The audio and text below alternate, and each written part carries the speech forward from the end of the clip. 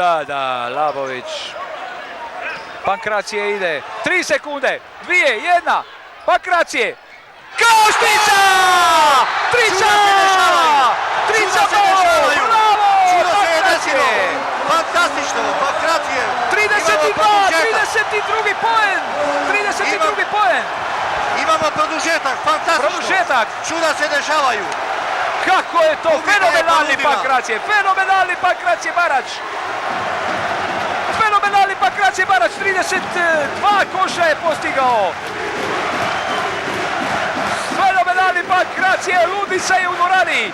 Nećemo još na reklame, jer ovo je sada u Jazinama pravi deliri nastao. Pankracije Barać sa 7 metara od table u koš Pankracija. Ali to je košarka, fenomenalno jer to je košarka, zato je volimo tu košarku. Ali imamo samo 2 igrača, Kečenskoga i Pankracija.